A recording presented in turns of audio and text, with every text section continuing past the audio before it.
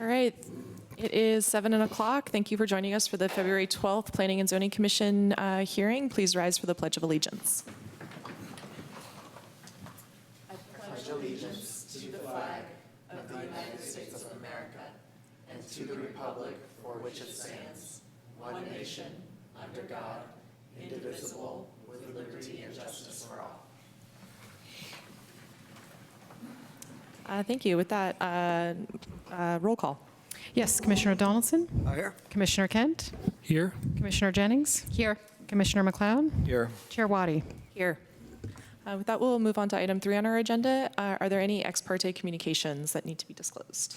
No. Nope. All right. Seeing none, we'll move on to item 4 on our agenda. Item 4 is our consent calendar. Consent calendar items are considered to be routine and will be enacted on by one motion. By approval of the consent calendar, the staff recommendations will be adopted unless otherwise modified by the commission. There will be no separate discussion of these items unless a member of the commission or a member of the audience requests removal. We have a few items here. First up, item 4-1, the Planning and Zoning Commission meeting minutes of January 22nd. Item 4-2, this is Planning and Zoning Commission, sorry, these got a little out of order. Meeting minutes from January 29th. Item 4-3, we have Planning Application 20-003, Temporary Use Permit for Foodie Land Night Market.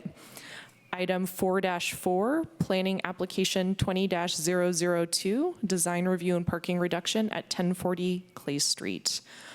Does anyone wish to pull any of those 4 items off of the consent calendar? We do have a speaker card for 1040 Clay. Okay, so we'll pull And I'd like to pull 4-3, PA 20-003. the Foodie Land. Sure. Okay. And I had a few things I'd like to add to the minutes from January 29th. Okay. Do we want to then just? So that leaves the minutes of January 22nd is the only thing left on the consent calendar. I will move approval of the consent calendar, which now contains the minutes of January 22nd. I will second. All right. Roll call vote. All in favor? Aye. Seeing none opposed, item 4-1, January 22nd minutes are approved. Why don't we first go to the item 4-2, the January 29 minutes that you have some edits to? Yeah, I just would like it noted in my comments that I did not support the project because it does not conform to the specific plan in the land use element. And then I also would like it noted in my comments that I would like to see the upper roadway portion of the project removed and the development concentrated at the bottom of the parcel. And just so we have clarity on the record, I'm looking at page 6 of the meeting minutes, lines 31 through 41. I presume that's where you would Yeah, like in the my information comments corrected. about, my statements.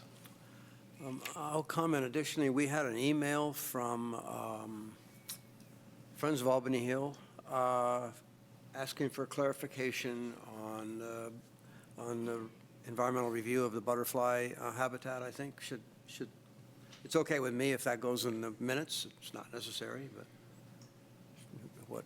I don't know. I don't have a problem with adding it to the minutes, but I think because the minutes are really supposed to be a summary, I would want the Yeah. commenter to know that her comments have been, they are part of the record, they're part of our written record, and they're on video. I That's just fine don't with think me. it's That's fine necessary with to me. add. They were very detailed corrections, and Yeah. I could go in and make detailed corrections in my own comments, I suppose, too. So, okay. So we'll just note that what she wants us to put in the minutes is a part of the record and on the video and all that. Okay. So, All right. and then I don't think I have any problem with Ian's additions. Does anyone else? Do you want to then, should we make a motion on that and get those off the consent calendar now? Yeah, I would like us to approve item 4-2, the minutes as revised with my comments that I just stated earlier. I'll second. Okay, great. All in favor? Aye. Seeing none opposed, we'll then go ahead and approve the January 29th meeting minutes on item 4-2. Then up next, we will go ahead and hear then item 4-3, which is the planning application 20-003, the temporary use permit for Foodie Land Night Market at Golden Gate Fields. Staff, would you like to give a brief presentation? Sure, I can give a brief presentation. PA 20003, temporary use permit for Foodie Land. The project request, the applicant is seeking a temporary use permit for Foodie Land Night Market at Golden Gate Fields. Foodie Land Night Market is an Asian-inspired street food festival with over 100+ food vendors, food trucks, and arts and crafts merchandise vendors. The event dates are proposed to be July 3rd to 5th, 2020, July 10th through 12th, 2020, August 14th to the 16th of 2020, and September 4th to 7th of this year as well, and October 2nd to 4th of 2020. Each event is proposed to be from 2 p.m. to 11 p.m. in the north part of the Golden Gate Fields parking lot. The applicant anticipates 30,000 to 40,000 attendees over a 3-day period. Attendees are expected to stay a maximum of 2 to 3 hours. Vehicle parking is proposed at both Buchanan and Gilman Street entrances of the subject property. ADA designated parking is available through Buchanan Street, and the applicant operated the same event at Golden Gate Fields in 2019, which expanded previously from 3 events to now 5. Are there any questions of staff? Yeah, well, I was just noticing that the site plan is not current, and I don't know if that affects the parking count. I didn't really see a parking count. Maybe it doesn't even matter, but the point doesn't accommodate the new Bay Trail that was placed in there. It's like an old plan based on the old site, and I think, unless I'm misunderstanding where the Bay Trail is, but it seems like that's old. I see the project applicant in the audience, so we could call upon them for more details. Okay. Sure. Okay, why don't we go ahead and have the project applicant come up with either a brief presentation or a response to that question? My name is Kevin. I'm applying for the major conditional use permit for the Foodie Land Night Market Can you event. pull the microphone closer? Is this a little bit better? Yeah, that's better, I think. So the site plan is a revised one of the one we had last year, but it doesn't incorporate the bike trail because it's actually not, that side actually doesn't show the bike trail, but we can add a revision to it. Because we were pulling the satellite map and it wasn't updated yet. Oh, okay. So the bike trail isn't even on that piece of property? No, it is, but it's actually on the parking side. So if you look through the map, the one that has a satellite view on it, you can see the bike trail is actually on the very left side of it. It doesn't show up yet because on the satellite it hasn't updated yet with the bike trail. But it's incorporated in the plan, though, is what you're saying? Oh, that's actually not the full layout. So if you scroll up a little bit. Sorry about that. I think it's on the first page.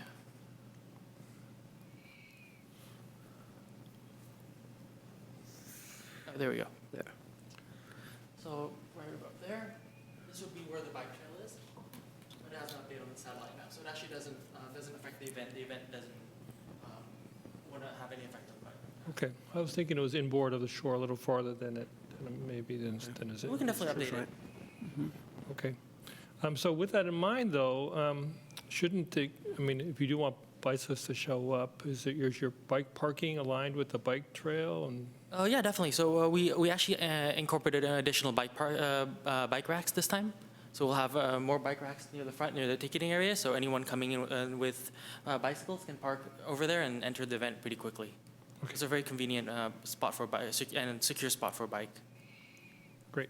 Can we see that on the plan? Is that, So it'll be, you'll find it on the last page that will have the layout for the bike, for the bike. yeah.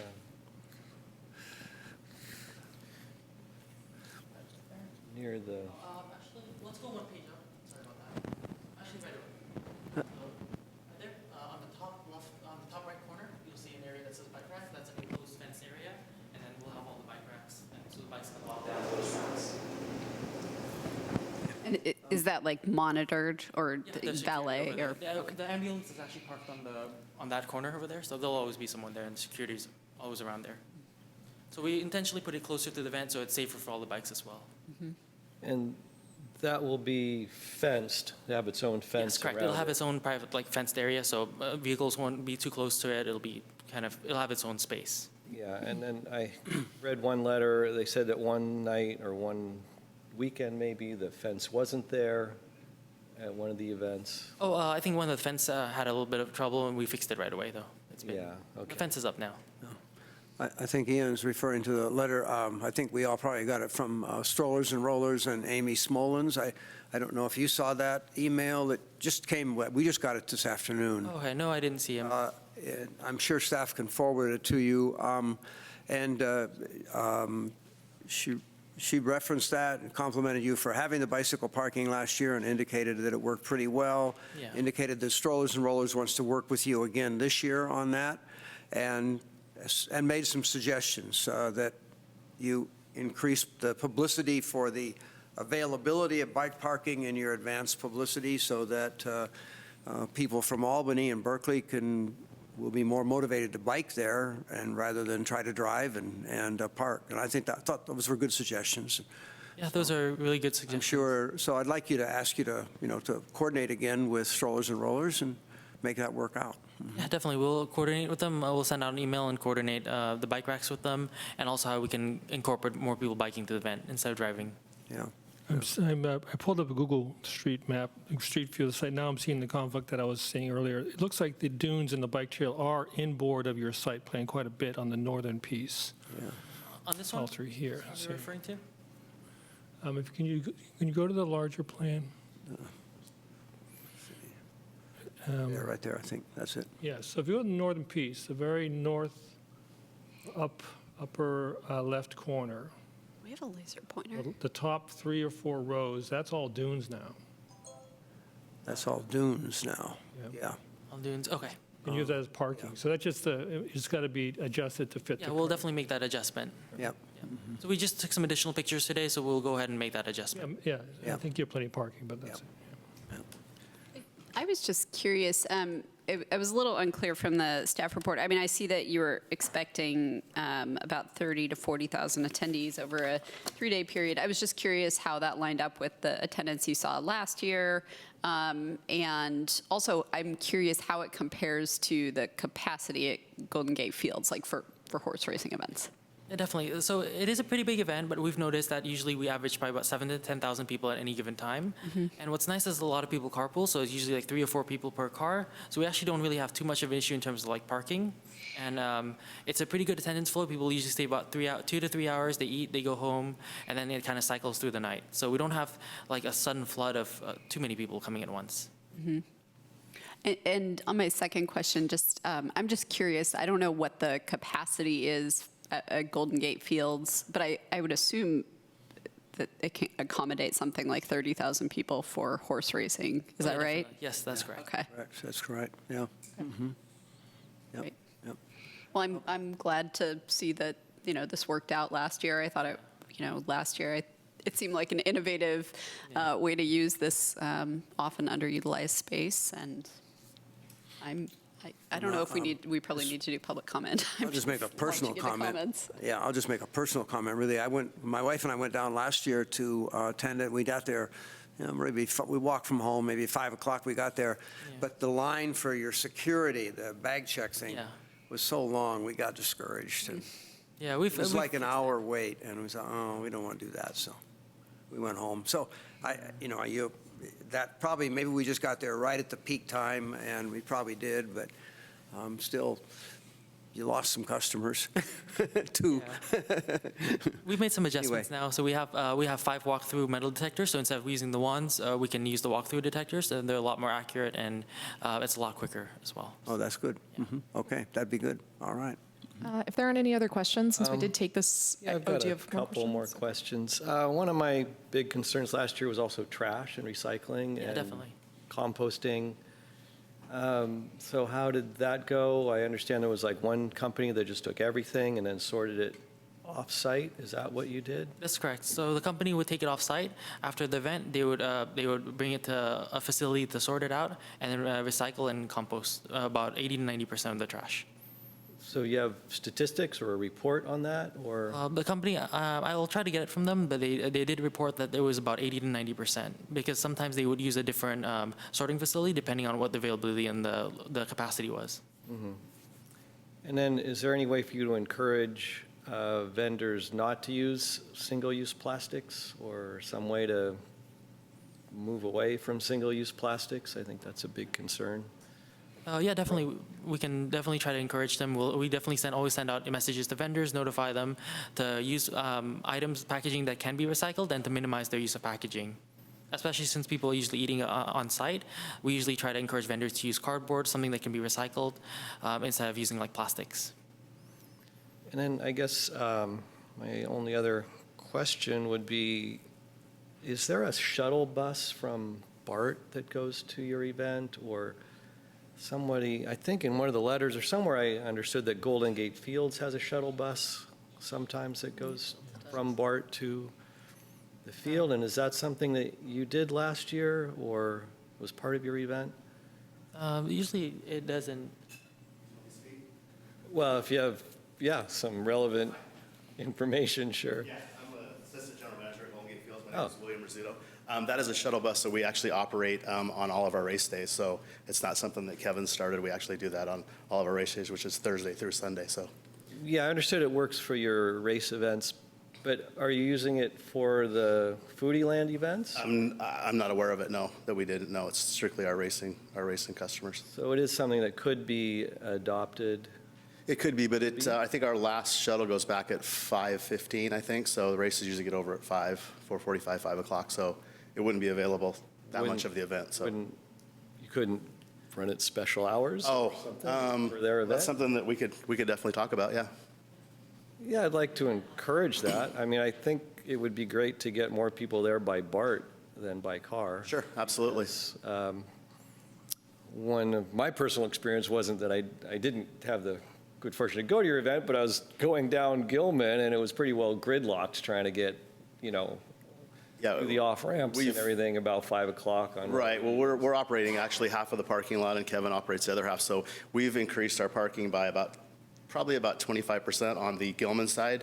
So we'll have more attendance, so we'll be drawing in people a lot faster this year as well, too. So we've got Yeah. a lot of rideshare. I don't know what the percentage is, Kevin, but rideshare, 30% rideshare as well, too, so. Yeah, so a good area for drop-off. I mean, you have plenty of area for drop-off. We do, yes, we do, on the south side as well as the north side as well. We have drop-offs on both, so. Okay. And it's well signaged and everything.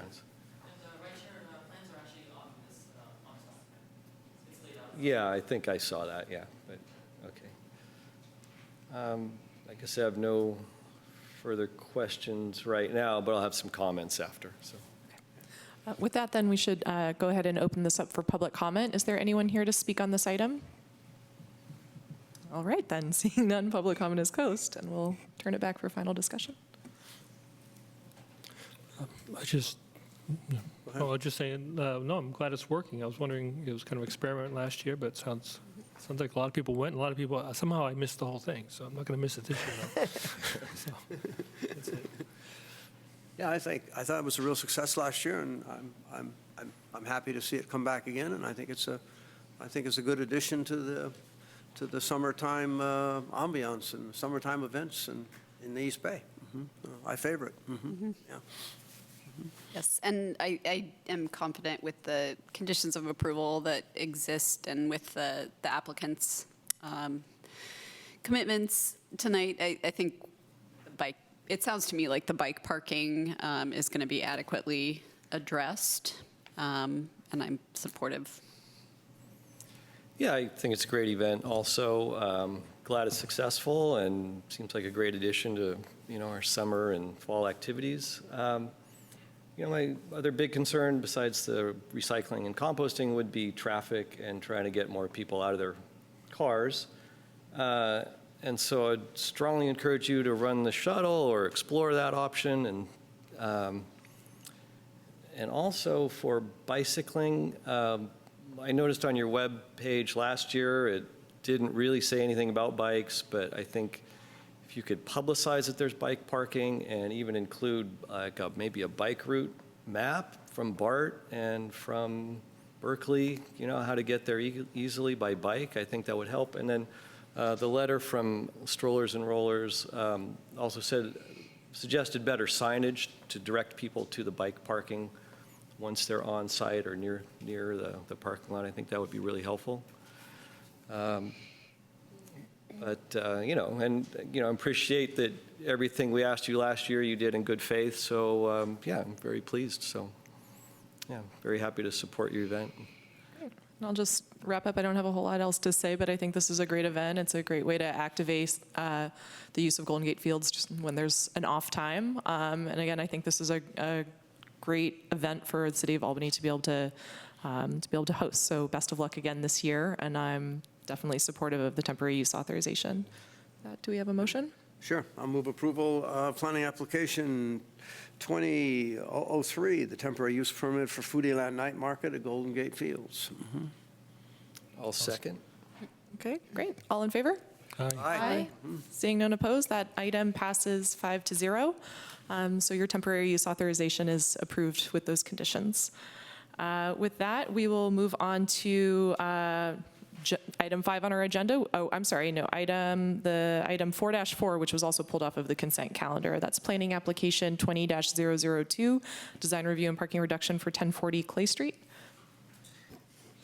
I'll just give a brief summary of the project. The applicant is seeking a design review and parking reduction approval for a basement conversion at 1040 Clay Street.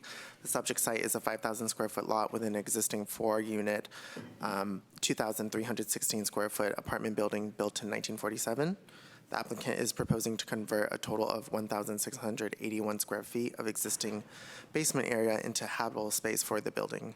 The project scope is proposed to include new master suites for each apartment unit. Spiral staircases are proposed to provide interior access from both floors of each unit. This will result in a 4-bedroom, 2 bedrooms, 2 bathroom, 3,997 square foot apartment building. No expansions to the existing building envelope are proposed under this project scope. A parking reduction is required to waive 1 off-street parking space triggered by the basement conversion. Okay, great. Are there any questions of staff before we turn over to the applicant? No? Okay. Do we have the project applicant here? If you'd like to come up and give a brief presentation about your project.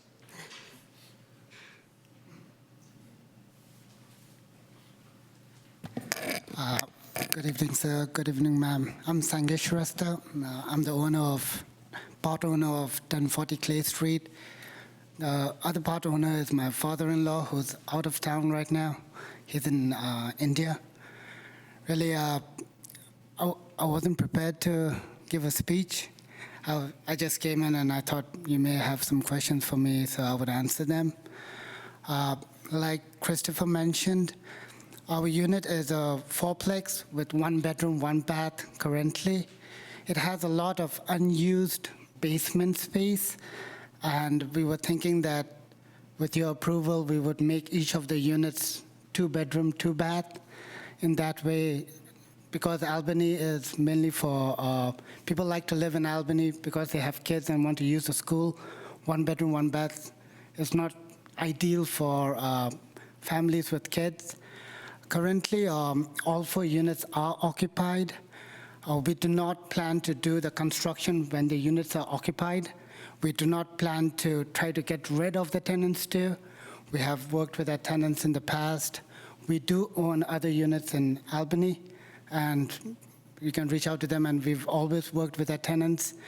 Our plan is to try to get the permits, and as and when the units get empty in that particular unit, we will do the necessary work. Of course, we are aware that it may cause some inconvenience to our tenants. When this notice was given out to our tenants, I assured them that before we go ahead and do any work on an empty unit, when it does become empty, we will, of course, reach out to them, let them know what our plan is, and try to allay any concerns that they may have. If it means getting them temporary accommodation or discounting their rent, we are open to that discussion. To get this permit, to get this project completed, we do not plan to get any of our tenants out for whatever reason. We've never done that to our tenants in the past, and we will not do that in the future. And other than that, of course, there is one concern that what if the tenants don't move out? One of my tenants asked me that question. My plan is get the permit because I know the permit takes a couple of months. I've been working with my engineer, so for about now since June of last year, trying to see how to go about doing this project. I'm told that to get the permit, it usually takes about 8 months to a year. And then the permits are valid for about 6 months, and you can renew it twice or thrice. Till that time, if none of my tenants remove, if the permit expires, it's okay. But at least I don't plan to make any changes to what we are planning. And later on, if it expires, I'll renew it again. And I'm assuming that since all the plans are already there, it's not going to be that whole process again. But we just wanted to have the permits in hand so that as and when a unit does become empty, when the tenants leave voluntarily, then at that point, we plan to work on that particular unit itself. So other than that, I don't know if you have any specific questions for me, but of course, I'll be happy to answer them. And 2 of my tenants are here. If they have any question, of course, I'll be happy to answer them for them. Great, thank you. Thank you. I have a Are there question. any questions? Question for staff. Can the permit be installed that way, piecemeal, or doesn't it, once you start, doesn't the whole application have to be completed? So it could be done one of two ways, depending on the applicant's, construction schedule. They could do it one unit at a time, and we would issue a permit for each individual unit. If they wanted to do it, assuming, worst case scenario, the building was vacant, they could do it as one scope of work. It's really at the discretion of the property owner how they choose to proceed. Okay. Okay. No questions. No other questions? Okay, thank you. Thank you, sir. Thank you, ma'am. We'll go ahead and open it up for public comment then. And do we have any speaker We have cards? 2 speaker cards. The first speaker is Larissa Hammett, and the second speaker is Clay Larson. Okay, so if you can, please, if your name's been called, come on up to the microphone.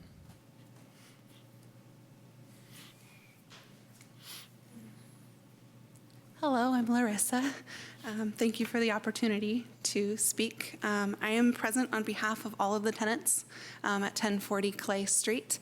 I wanted to take a second and introduce them all to you since they can't be here. It's just 4 units. Mary was able to make it. She's a single mother. She lives in apartment 4. We have Sivan and Nita, who live in apartment 3. They're new parents. They have a 1.5-year-old daughter. Simon lives in apartment 2, and he is a grad student who just started his graduate program. And then my fiance and I live in unit 1. I'm a small business owner here in the Albany community and a member of the Solano Avenue Association.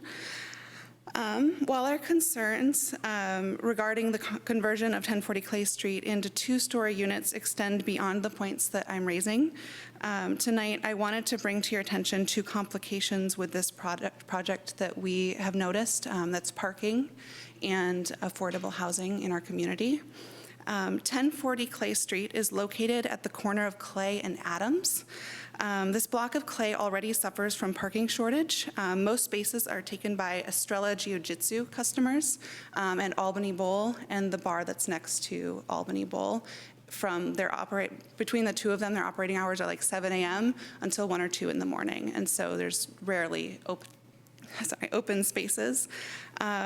Often the only parking is located around the corner on Adams, though it's pretty limited as well. Recently, I believe it was approved to convert Adams into a 2-way bicycle boulevard, which would be decreasing the available parking as well on Adams.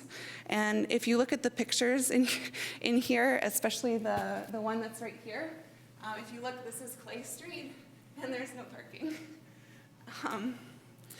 Anyway, we also wanted to raise the awareness that increasing the size and cost of the units increases the likelihood of 2-car tenants and families moving in, doubling the need for the parking that is planned to be reduced. Our second concern is that this project will not increase the number of units, but only enlarge them, making it less affordable. And there is already a shortage of affordable housing within Albany and will only help to drive away the middle class from the city. The building owners, we do really like our landlords. They are wonderful people. They have assured us they do not wish to begin construction on any unit until the tenant moves out. However, I've spoken with our neighbors. None of us intend to move for at least 1.5 years to 2 years. We all have long-term plans to stay there in the unit. We Propose waiting to approve a parking reduction on that block until the effects of the upcoming reduction along Adams Street is completed and fully realized. Thank you for your time.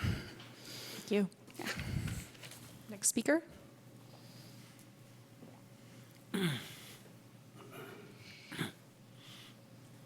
Clay Larson, Albany residents. I also wanted to talk about the parking reduction or parking exception. Section 202840 of the zoning ordinance has a kind of a remarkable policy statement. I'm going to read it. It says, it's the city's intent that all off-street parking requirements be observed to the maximum extent feasible. It says the ordinance then adds the Planning and Zoning Commission, in considering a request for any exception to the parking requirements, will weigh the special circumstances against the potential impacts of the exception on health, safety, and welfare of the public. Hard to believe that this was going to happen on a consent calendar items. Perhaps you guys were thinking about it all weekend. So the policy sounds great, but in fact, the Planning and Zoning Commission virtually never observes existing parking requirements and always grants exceptions. I think there's a couple reasons why the Commission, because we pulled this item, the Commission should carefully weigh the circumstances presented, at least on this project. First, I think it's probably the first application of the new one space per unit parking requirements authorized by Measure N1. And I think one space per unit might be viewed as an absolute minimum. And the second is the practical impacts, and I think the young lady already has discussed this. The conversion of 4 one-bedroom units to 4 two-bedroom units over some period of time will eventually increase the number of occupants. And those occupants will drive more cars and they'll park more cars. So parking will be increased, and parking's a problem, a severe problem in that area. So although I fully expect the parking exception will again be granted, I'm looking forward to the careful discussion by the committee, by the Commission on weighing, I think the language is weighing the special circumstance against the potential impacts of the exception on health, safety, and welfare. I also have one process question. I think a strict construction of the zoning ordinance should require that, that an exception for multi-unit housing should require a conditional use permit. I think if you follow Section 202840, it sends you to 202830A in that table, and Table 4 lists the parking requirements for the various categories, and it includes a footnote which describes the conditional use permit requirement. So I think the Commission should make sure staff understands the ordinance and is applying it correctly. Do we have any other speakers? Okay. Is there anyone else in the audience? Sure. Sure. You can come on up and then fill out a speaker card when you're finished.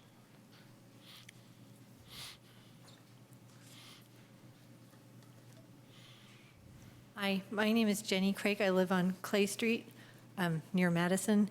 And I guess I was wondering, I didn't understand from the postcard I got that what would be happening to the existing garages? And is that true that they'll stay? They have 3 garages. I'll just echo that parking is an issue in that area. I hadn't heard about parking being reduced for a bike lane, but that will definitely impact that area. So I guess I would be concerned about that. I'm also not a big fan of the exceptions or exemptions idea, because where we live at 1003 Clay Street, an exemption was granted, decades ago that still impacts us. Somebody was allowed to, on the wall that faces our backyard, was allowed to put a walkway from their kitchen down to a deck that is right up against our property line. And I'm sure it was, I think I heard years ago that it was some exemption that was granted. So the ramifications of granting these exemptions over and over does have impact long-term to people. So that's all I have to say. Thank you. Thank you. With that, any other speakers? Okay, with that, we'll close public comment and bring it back to the Commission for discussion. Does anyone want to kick things off? I can start. So in general, we do typically grant the parking exceptions that come before us, and it's usually, we do it really I think we do analyze the facts in every case and try to make sure that I particularly am very focused on making sure that we can make all the findings that we need to.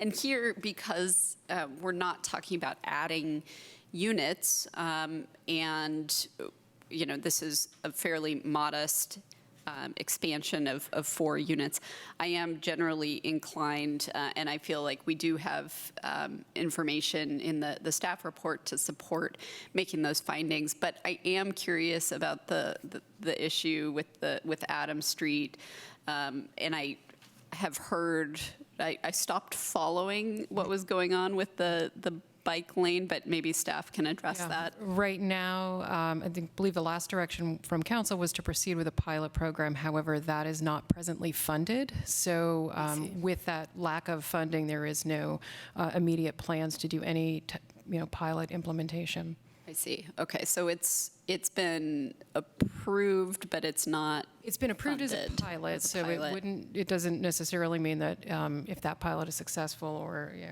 not successful, it's not determined to be a permanent improvement at this point. Was that correctly described as removing the parking along one side of Adams if it does go forward? I'm not super familiar with it. I Okay. know the plan was to, I believe, make it two-way to accommodate bicycle facilities, and that's about the Okay. extent of my knowledge. So, and I guess I am also curious about the point that the second speaker raised about whether this is something that actually requires a conditional use permit on the basis of being multiple units. And so I think what I would be inclined to do is I just would like more information about these factors and how they kind of affect the analysis. And, again, I think just as a general policy matter, and especially as we're encouraging people and, recognizing that a lot of people are not, that car ownership rates are going down, and we are encouraging people not to have 2 cars in every household. I am generally inclined to support granting parking reductions, but I think I would want more information and would probably favor a continuance if anyone else was open to that. And, with respect to the issues about tenants vacating or being impacted about this, it's certainly a consideration, and very sympathetic to those concerns. I do think that, what's within our purview is really the planning aspect, and I think it's reassuring to hear that the landlord doesn't intend to evict anyone, that this would be a matter of, waiting for people to move out. And, frankly, if nobody moves out in the time frame that the permits are valid, I think that's the landlord's risk that they're taking in spending the money to get the permits. And, I'm not sure that's something we really would be, legislating. So anyway, those are my thoughts. Okay. I Yeah, guess I'll sure. Commissioner make some Donaldson? comments, I guess. So when I first saw this, I had no problem with it being on the consent calendar. I looked at it, and I did see that there was a parking reduction or exception requested. I also see that there are currently 3 off-street parking spaces for 4 units, and that would not change. So the situation would stay the same as it is today. I hear the comments from Clay and from the tenant, and I've pulled out my what I keep in my briefcase when I come to P&Z meetings, which is a parking inventory that we had done for us a few years back. And I look at Adams, and I can see we have data in our own records that shows that Adams is one of the more congested one of the more congested streets in Albany parking-wise, and that this particular block is not quite as congested as a couple of other blocks on Adams, but it still doesn't have very many free parking spaces. It's pretty well parked up. So I understand your concern, and I see that we have evidence in our own records to show that there's a parking problem. And then I hear what Clay's saying with the strong language we have in our zoning ordinance that goes way back to '78. I don't think it's changed since then. When Albany was really big on providing everybody with lots of parking. And the reality of that is changing now, and the voters have just, within the last year or so, have given us, the Planning and Zoning Commission, the City Council, back the ability to modify our zoning ordinance, modify our own parking requirements without going to the voters. We've done that. Like everywhere else in heavily urbanized California, our parking requirements are dropping. We are looking at a shortage of approximately 3.5 million housing units in California, from what I understand. And what we're seeing is that this legislature, the state, is coming in and telling us, you've got to build housing, and we don't care whether you provide parking or not.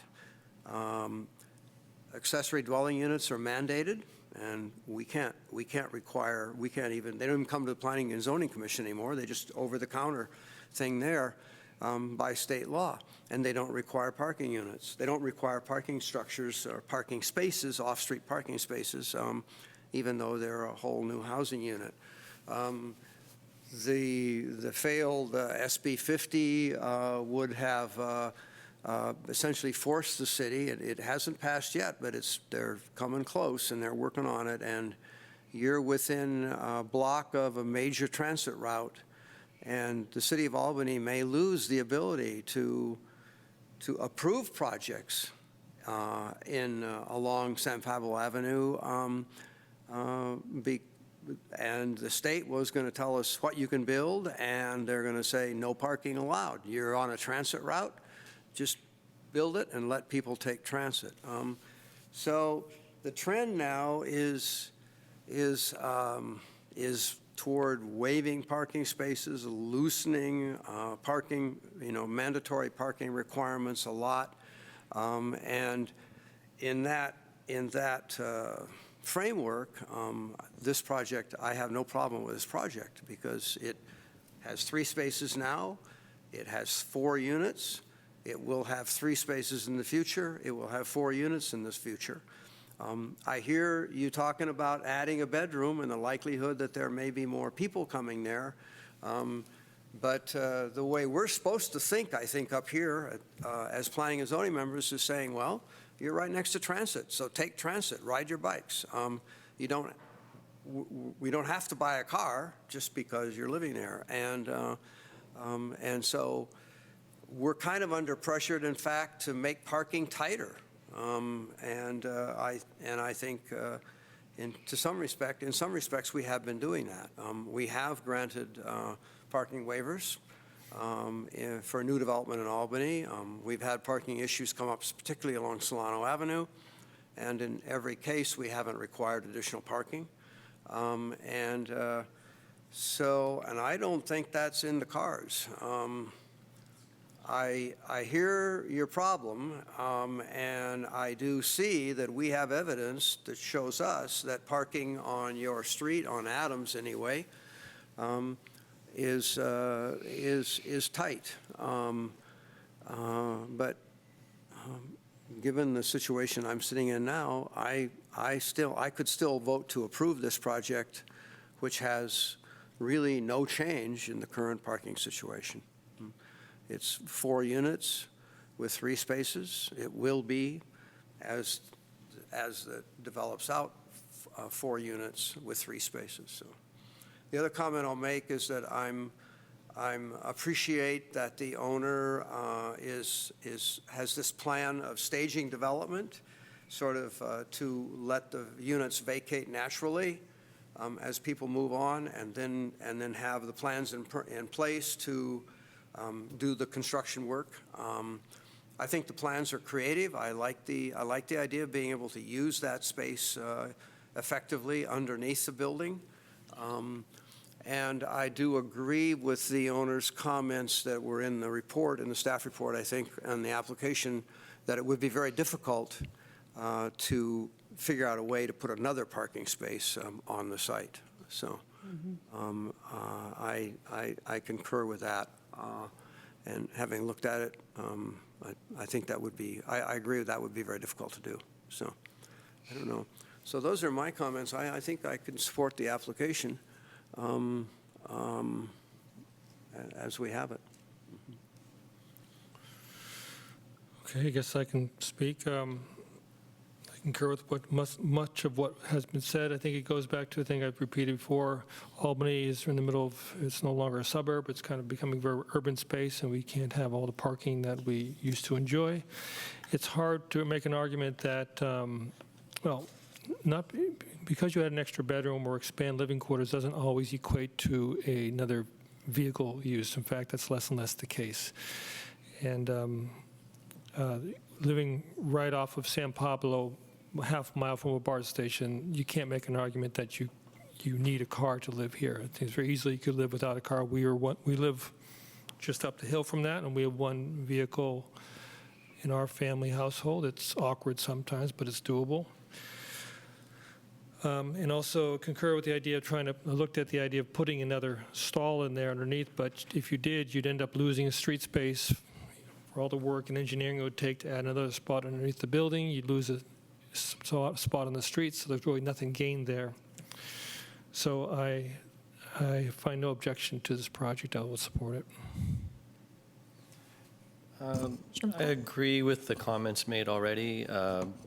I read through this, and I really had no problem finding that the exemption is warranted.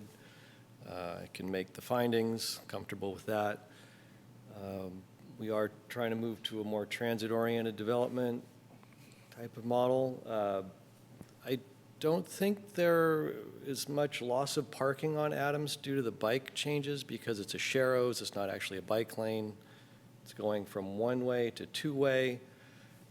But the parking is not changing, except that there's some debate about which way the cars will face when they're parking.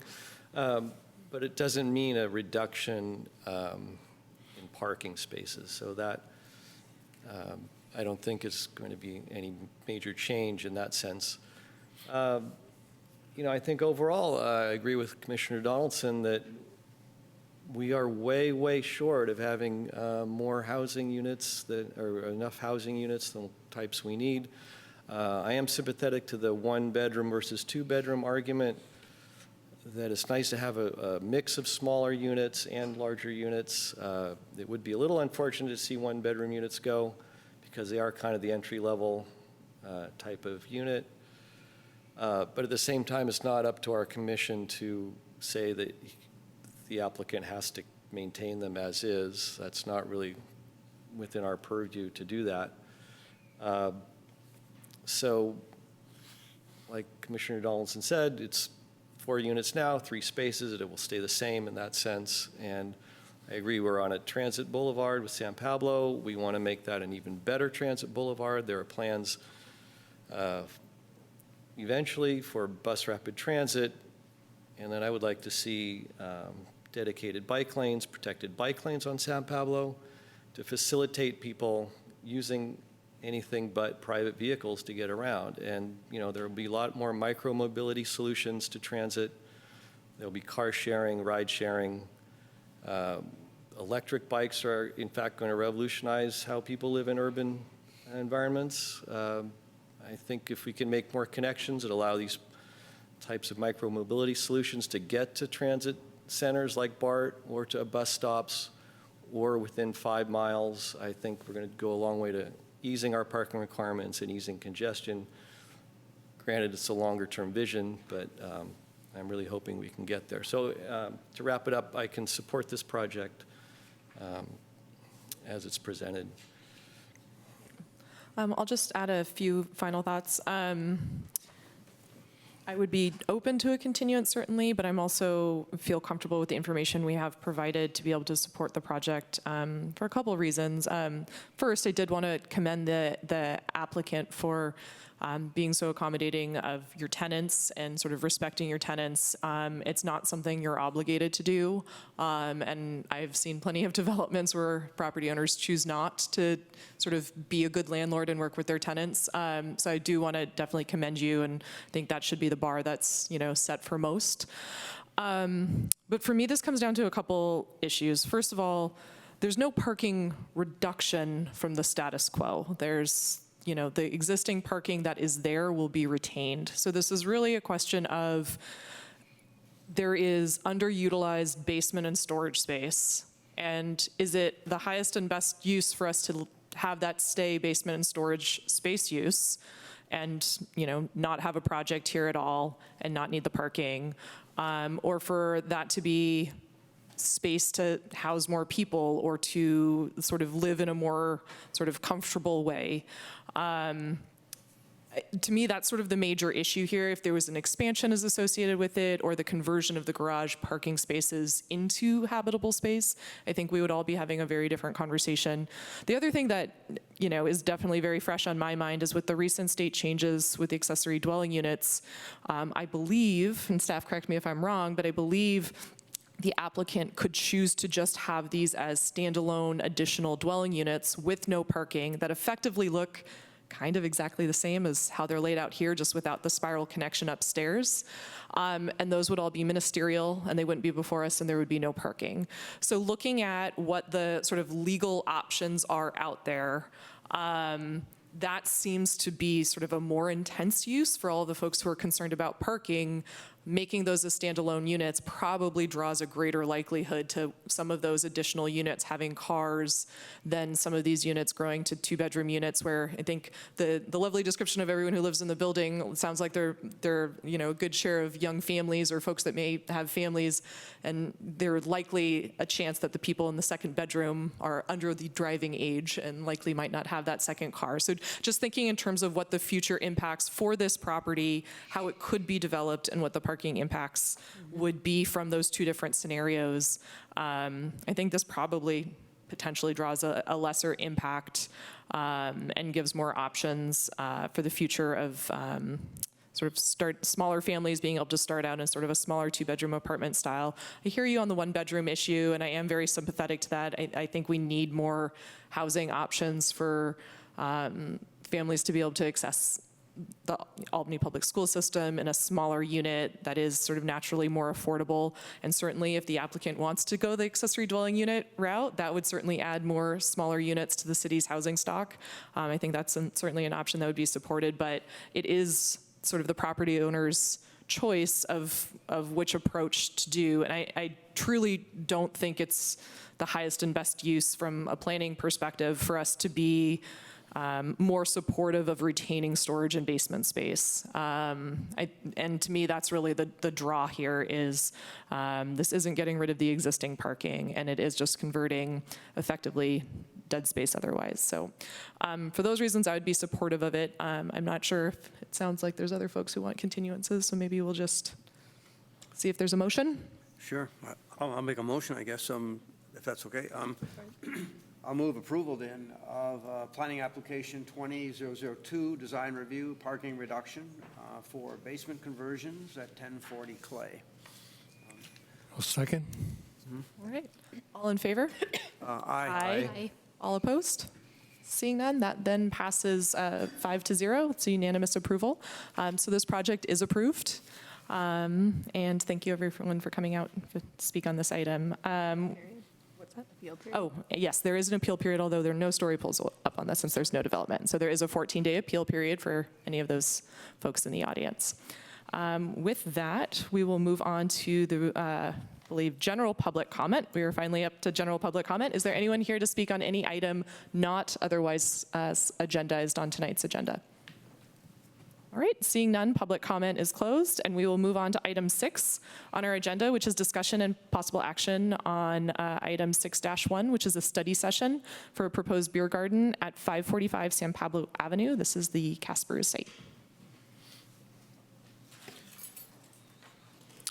Yes, good evening, everyone. Once again, this is study session for a beer garden and food service at 545 San Pablo Avenue. I'll do a quick presentation and answer any questions at the end.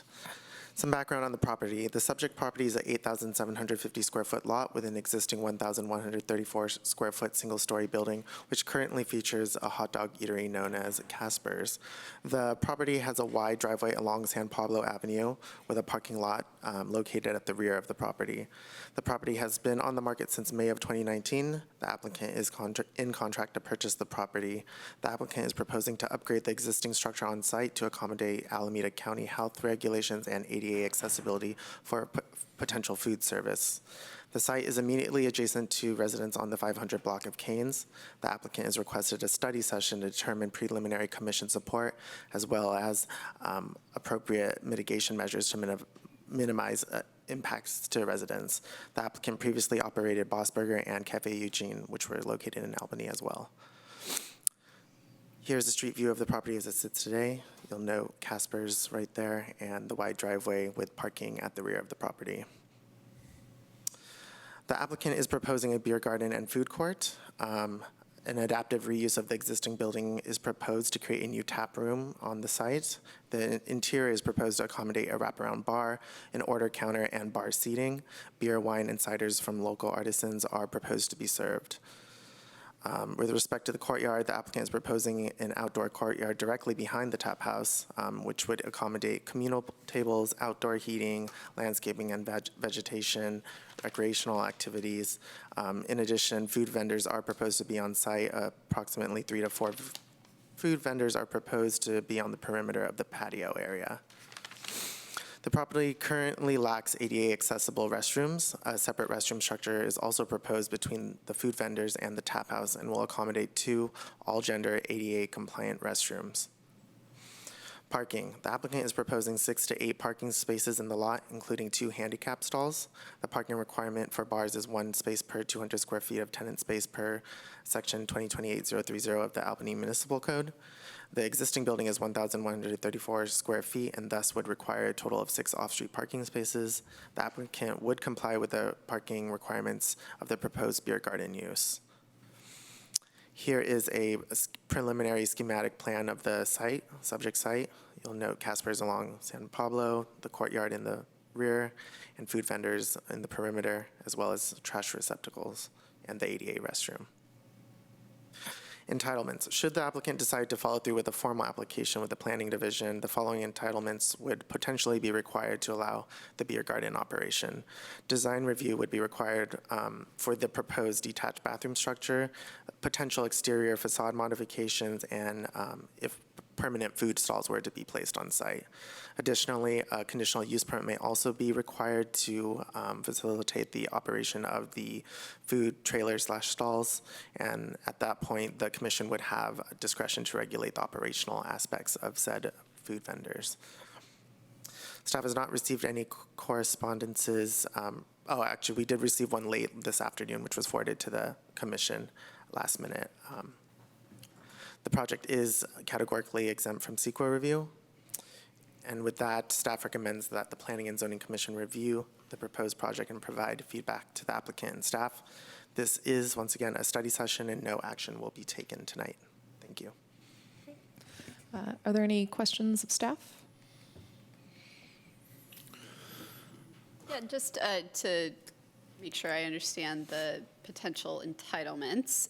So if this was just, like if it wasn't for the food truck part of this, the use itself wouldn't trigger a use permit requirement in this district, right? Like if it was just indoor food and beverage service. So if this was a completely enclosed restaurant with beer and wine service, this would not be coming before you. And is there some aspect of the outdoor seating and service area that also requires a use permit? Like if Yeah, so it's basically the fact that this would primarily be beer, alcohol sales within the footprint of the building, and then the food trucks, which in the past, food trucks have gone through a use permit process. So that the combination of uses is what requires the use permit. But so if the food trucks, just putting the food trucks aside for a moment, would the like outdoor beer garden use itself require a use permit? Yeah, a standalone beer business would require a use permit.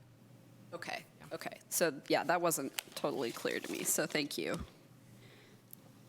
So this food cart is food truck. Planning on cars. They will probably be permanent Okay. for the most part. Okay. Yeah, not trucks moving in. Yeah, that's my idea. That's my question here. Okay. Why don't we go ahead and open it up to the applicant to give a brief presentation? All right, so thanks for having me. And I've talked a little bit with Ann and Chris.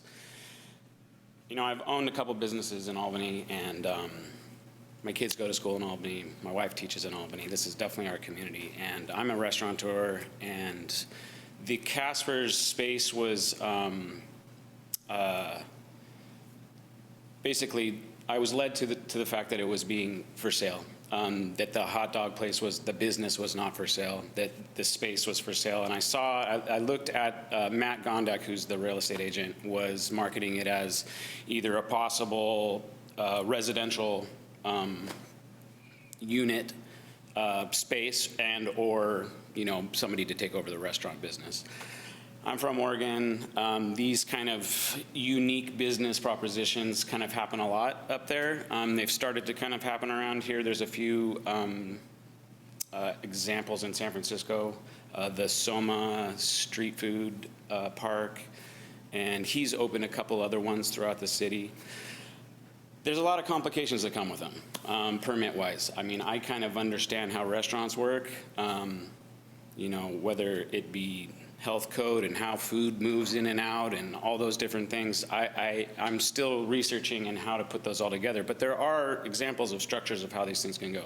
I wanted to sit here and talk to you guys just about, one, whether the city of Albany might even be interested in this. Is this something that fits the community?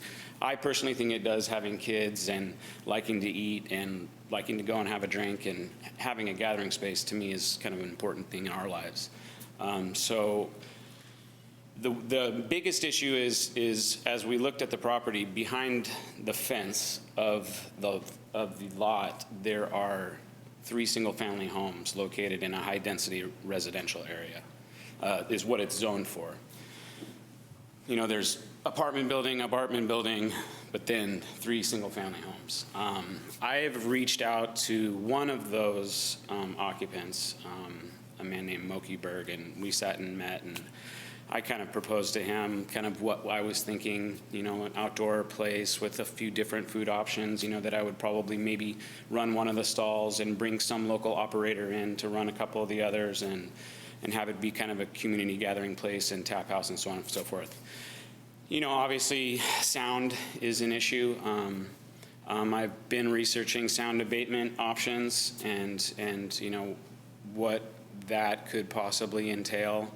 Just financially and otherwise. And it seems like there's actually some fairly easy options. I also have talked to the owner out in the city and just talking about how he kind of put his thing together. He doesn't have to really deal with sound, but he said perimeter with central facing store, you know, basically fronts kind of keeps the sound all enclosed, and especially if you put a lot of vegetation and things around them, is something that I've talked about.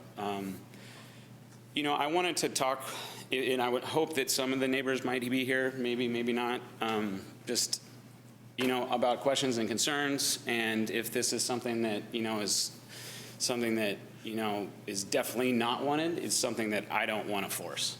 And that's kind of where I want to, is what I want to do, is just kind of take the temperature, see what it is. I mean, I know these things are kind of, in general, just this is not your typical business plan, and so there's, you know, a few hoops that we need to go through. So I'm here to take questions and take advice and whatnot. Great, thanks. Yeah. Why don't we open it up for public comment, and then if we have follow-up questions or comments, we'll bring you back up. That's good. Okay, great. Okay. With that, do we have any speaker cards? I don't have any speaker cards, but there are folks here Okay. who I'm Why assuming don't for this item. you all, one at a time, can start coming up to the mic, but while the first person is up, if the rest of you could please fill out speaker cards and bring them to Ann.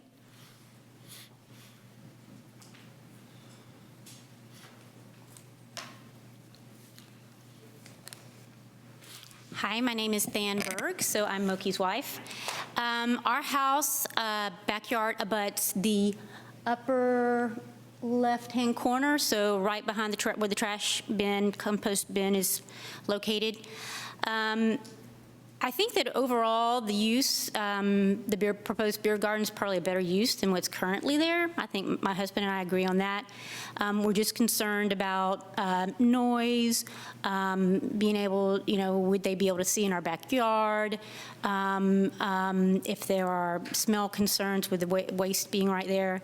I think that more than anything, to be able to work with the person running the business in order to find ways to mitigate some of these problems or some of these issues that will come up as it starts to operate is really important to us.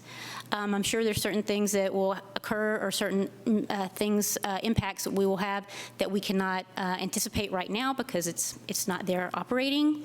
But we would like to submit something for the record for your consideration. And with that, I think I'm done. Great, thank you.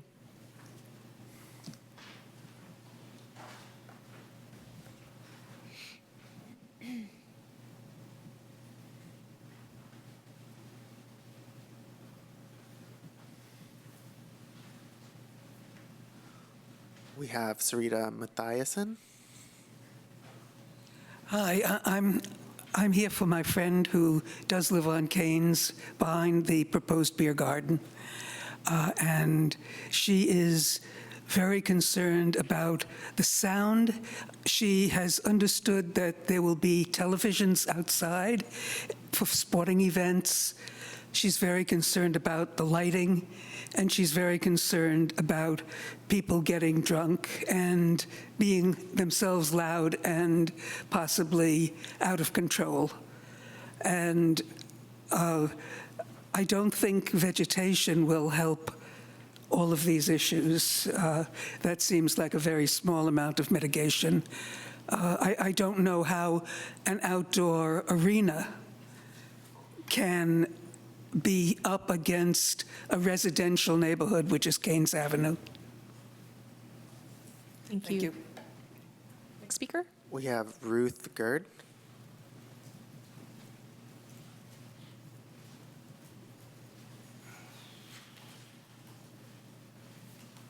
Hello, I'm Ruth Jurdy, and I live directly behind the property for the proposed beer garden. My house is right smack in the middle, so I'm very affected by this. And I've lived there for 35 years, and I've kind of been expecting some change over there for 35 years, given Casper's. Anyway, my concerns are noise. As it is, Casper's is pretty unobtrusive business to have across the fence, and traffic and noise are minimal. But I imagine a family-friendly beer garden to greatly increase both. Outdoor music, television, and recreational facilities are additional noise concerns. I'm a sports fan, but hearing the cheering or groaning, whatever, of all the local sports events is not something I'm particularly looking forward to in my backyard 7 days a week. After-hours cleanup is another noise concern. Oftentimes, noise-producing equipment, like gray water pumps, must be used after business hours, and these are outdoor food vendors, so it will be loud late into the night.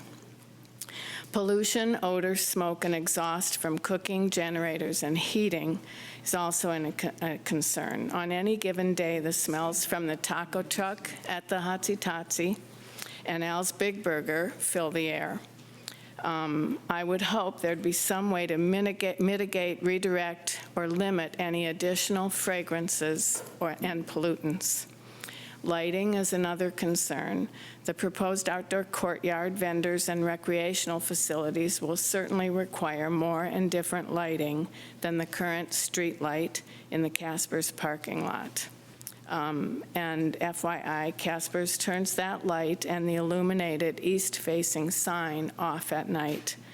Some sort of mitigation should be considered for the increased lighting and the glare from the television screens that are proposed to be outdoors. I'm also concerned about security and privacy. Though family-friendly, the proposed project is an establishment that sells alcohol, and with that comes the possibility for increased crime. I'm concerned that patrons of the beer garden will be able to see me sitting on my deck reading a book on a sunny afternoon, peer into my lighted windows as I sit at my kitchen table eating supper in the evening, or throw their beer bottles over the fence into my yard. What measures will be taken to secure the business property and give me the privacy I deserve? Another concern is rodents from compost and trash. With the proposed trash collection sites directly on the other side of the residential fence, I'm concerned there will be increased rats and other vermin on my side of the fence. There are both open and enclosed trash sites that should be monitored for health compliance. And the operating days and hours, the proposed operating hours of 7 days a week from 11 to 10, plus after-hours outdoor cleanup time, seem intrusive to the neighborhood. In closing, I'm hopeful that the business owner and the neighbors can work together to move forward on this project and make it the community space the owner envisions.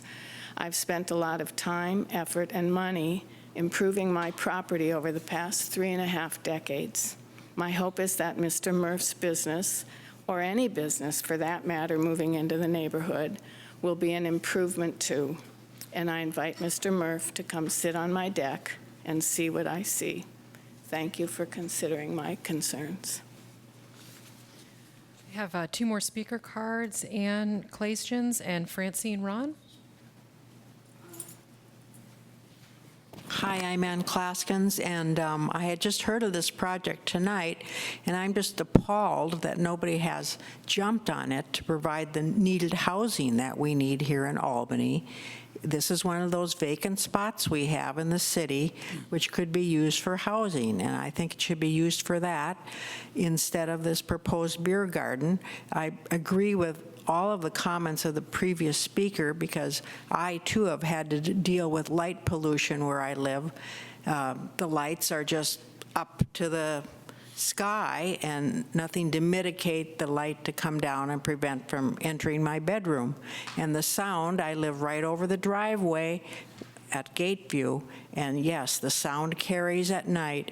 I can understand the odor concern because, as we all know, the ocean is to the west and the breezes mostly go from west to east, so it would impact this homeowner's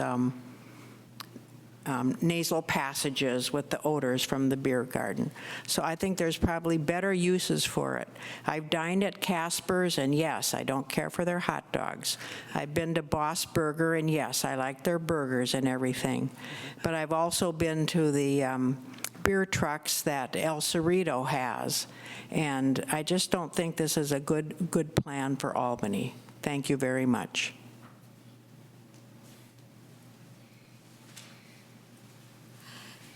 Hi, my name is Francine Ron. This is the first time I'm ever speaking in front of the City Council.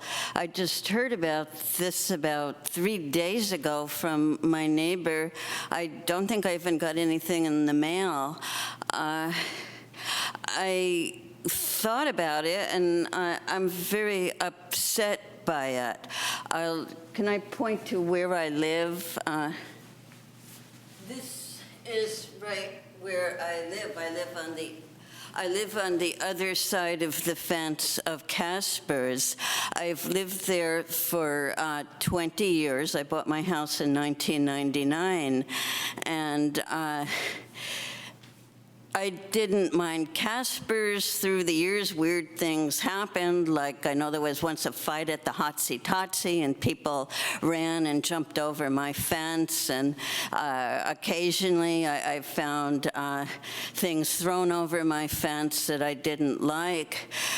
But I'm very frightened about the new proposal. when I'm in my kitchen, once in a while, there's a truck that revs up its engine, or I hear noise in the parking lot, or sometimes people are playing the radio loud in the parking lot. My house is more than 80 years old, and my whole house vibrates like it's an earthquake. And I just read the other day, I read the proposal that they're going to put in a sound system. They're going to put in televisions. I called up my son and I said, what is a beer garden? And he said it's an outdoor bar. And I said it's going to be, there's TVs outside, it's going to be sports. And he said a sports bar is the worst bar, and it's going to be an outside sports bar, and people are going to be cheering, they're going to be booing. I'm going to be hearing this noise every day, 7 days a week. Right now, I'm under treatment for post-traumatic stress disorder, and sound, loud sound bothers me, and sound all day long will upset me. I also have a heart condition that I'm being treated for. I take medication for every day, and I'm afraid this is going to put me over the edge. I'm just talking about sound. I know there's several other issues, and okay, well, thank you. I don't have any speaker cards. Can you, in the spirit of being green, can you recycle my other speaker card? I actually, the people that have spoken are more directly impacted, so I probably have very little to say. The applicant did ask whether Albany needs this. We have 3 beer selling proprietors, Ocean View and the Tap Room and the new ale place. I've been to them all. So I don't know that we need another one. We don't have a sports bar, but I think an outdoor venue for a sports bar sounds like it really could be a problem. If they work out those issues, the other issue I think would be, and I suspect it would, a change would be made by the commission. The hours, 10 o'clock on Sunday and every night of the week, are probably not appropriate. You probably would close earlier Sunday in the early part of the week. But I don't know that we need another one of these, and I think the outdoor, as I say, sports bar application really sounds like a problem. Thank you. Do we have anyone else who would like to speak who has not yet? Okay, with that, public comment is closed then. We'll turn it back to commission. Can I respond at all? Sure, you can Just quickly. come on up. Sure. So when I proposed this project, I definitely knew it was going to be an issue to someone. I mean, a restaurant anywhere is an issue to someone. I've started restaurants on Solano Avenue, and I've had neighbors come and complain that we're starting a restaurant in a business district. What I'm proposing is that I am super willing to sit down and talk about a design review and talk about what real opportunities are for sound abatement. There's opportunities now these days where there's walls that kill sound completely. And we're talking about an awning that will go over and basically keep it pretty much unclosed. So this is like, I threw this together so that we could come and talk.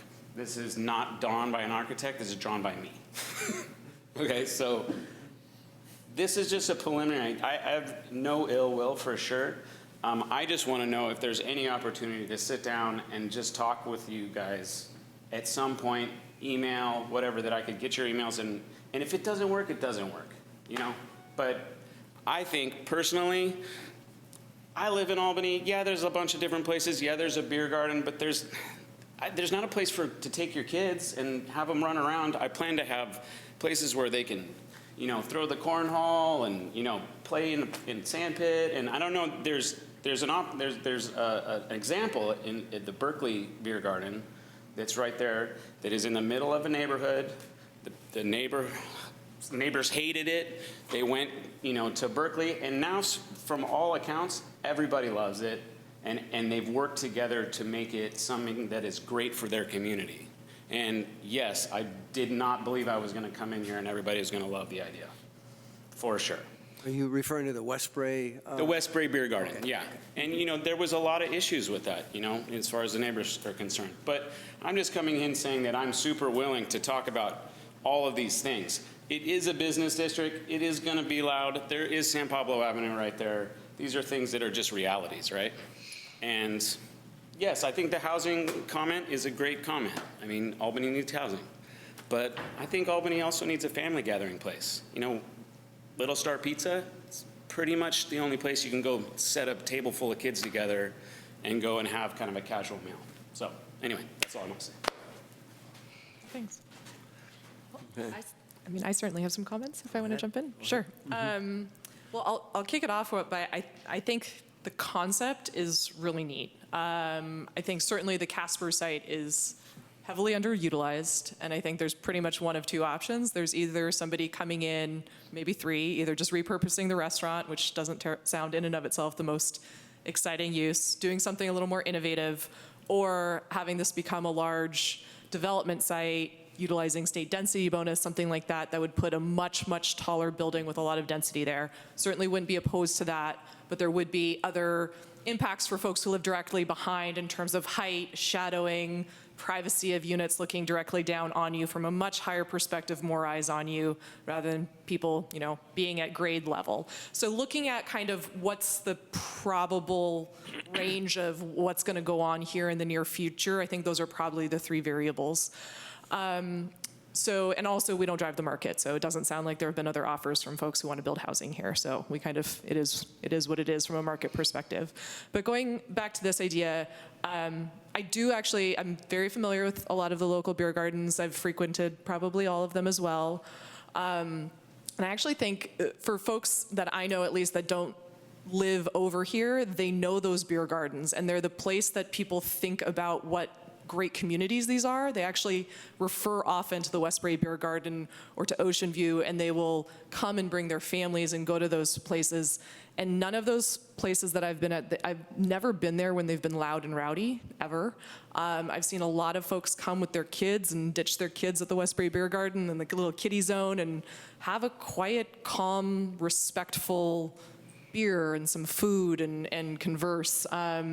And so I feel like in terms of, concerns of people throwing beer bottles, I don't feel like these types of establishments are ones where people are misbehaving in that well. I actually think, if anything, there's sort of the community peer pressure of behaving. But I do also think there's some devil in the details of how this is designed. And I think that's one of the reasons we're here. So I think concept-wise, I think it sounds great. I like the fact that you're a local resident, a local business owner, you're invested in this community, you're not just here to make a profit and not care about the neighbors. And I think that's also really important when you're working with these sort of unusual business models. With that said, the one thing that gives me a little bit of heart palpitations on this is the parking, actually. And I know there's a parking requirement here. It makes me very twofold. I fundamentally have just a philosophical issue that bars have a parking requirement. We should not be encouraging people to drive to bars. Tipsy driving is drunk driving. No one should be doing it.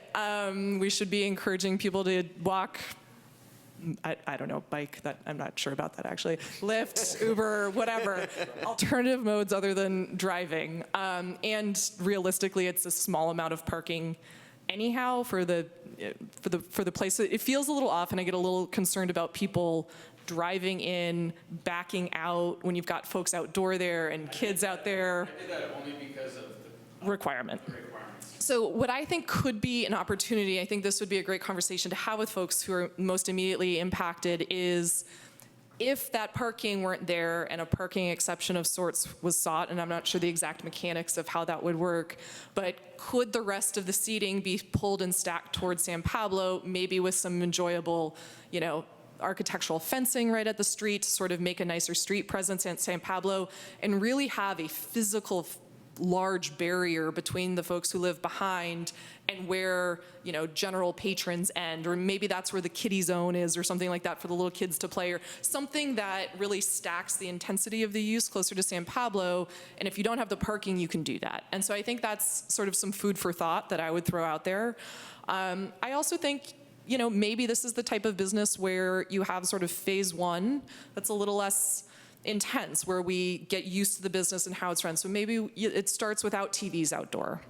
Maybe it starts with some reduced hours on school nights. And once folks get used to, the operations are going well and they're the trust is built that this is a well-run, establishment, we can come back and revisit at sort of a 6-month report back or a year report back. Things like that, I think, are sort of tools in our toolkit to figure out a way where this can be a positive establishment for everyone. And I agree, there's a lot of architectural tools out there in terms of the orientation of the tables, where the trucks are sited, food trucks are sited, those sorts of things. But overall, I think this is a neat place, and I think these are the kinds of businesses that bring character to communities that make us set us apart from cookie cutter residential communities. And I think, it's San Pablo. It could use a little life. So those are my initial thoughts, at least. Wow.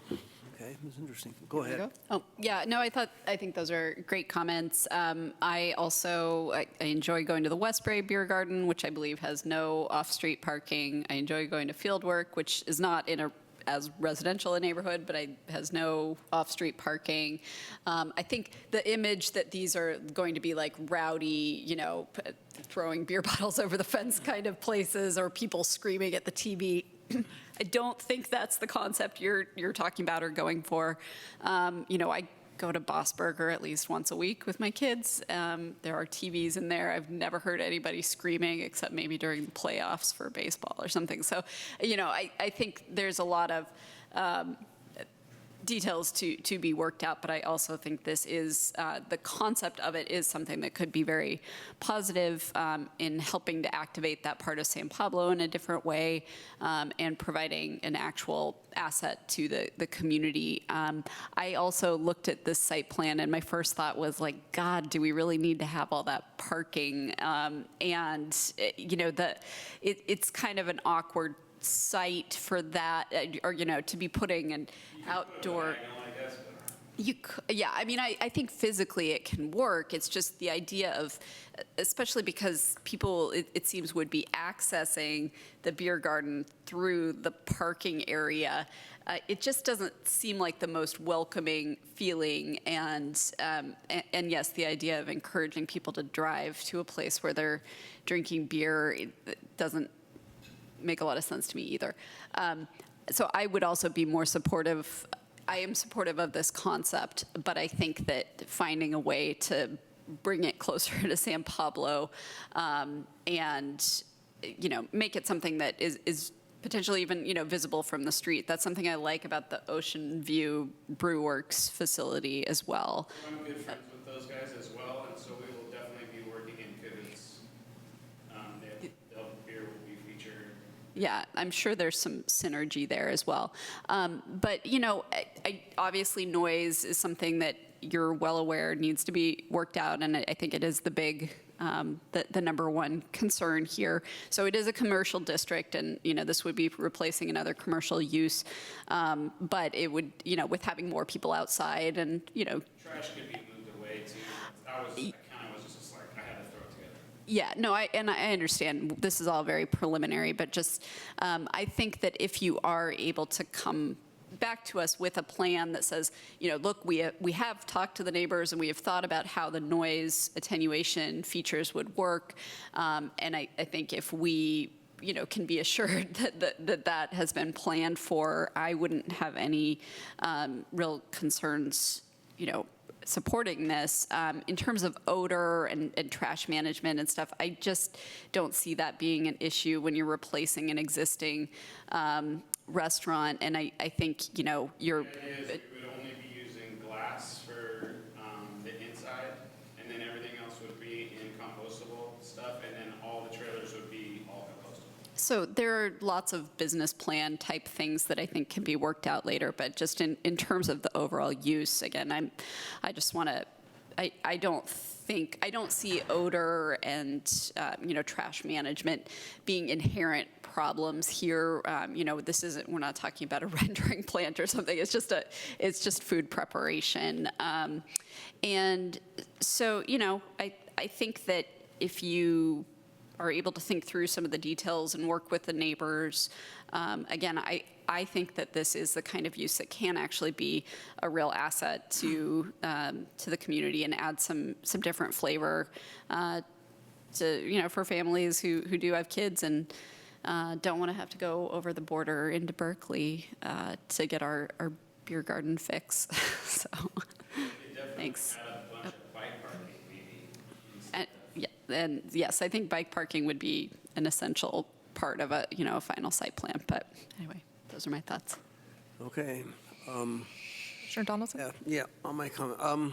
So I got the packet and I looked at this and I thought about it for a few minutes and I kind of said to myself, Doug, you can't vote for this. You can't support this because it is not a mixed-use project. It does not go up. It does not have housing. This is like an opportunity site, and then I noticed that the building next door to it is for sale. You're not the owner, and you're certainly not the owner of both buildings. My partner who will be doing it is planning on buying both properties. Really? Yeah, we need to talk to you about that. Then if there's anything we could do to incentivize you to combine those sites and make it into a mixed-use project, that would be the way to go. We've lost our, if we don't do it, I think the state's going to tell us to do it. We have plans for the housing units. We're not close to meeting we're not meeting our RENA requirements. I felt bad about voting for the Dennis Levine on Key Route. We should have told him, you got a great project, just add some apartment units up above. But he was in a deadline and all of that. Looking back years ago, we probably should have required Sprouts, told the university, you got to put housing on top of the Sprouts market. But that would have required circulating, redoing the EIR, and oh boy, that would have been another 2 years delay there. So, but it's time for me as a commissioner to start thinking about these votes do matter, and I would hate to see this. It just bothers me to see this underutilized site, a small little Casper's, anachronistic old business. I mean, almost historic business. In this big site with a huge parking lot, it's almost empty. It is so underutilized, and we need more development. We need the housing, and I would love to see this something you might do as a mixed-use project, and you would have the ground floor, but that's probably not practical, and it's certainly not in line with the beer garden concept. It certainly wasn't why I was attracted to the space. No, I'm sure not. But there must be some developers out there that would be able to look at that. I think I had to recuse myself, but I think we had success behind the Faux Shop with developing their parking lot, and I think we have an approved project back there. Almost. Almost approved. Still needs to go to city council. It's on appeal to the council. No. The council needs to look at it for the density bonus and affordable housing. I see. For And the density other bonus. entitlements. Yeah, all right. So we're moving through that. And that's really, that's a good project and a good move for more housing on underutilized sites, on an underutilized parking lot back there. So if I were to stick to my guns, no matter how neat your project is, and I haven't really looked at it honestly, seriously, as you've presented it in my own mind, but the other commissioners have, and I like their comments, and it probably would have good ambiance. I'm convinced you could do the sound barriers well. I've just worked with my neighbors for the sound barriers adjacent to the new middle school annex, and they have a good wall there, and I think they're very satisfied with it. And there's many things you could do for that. So, I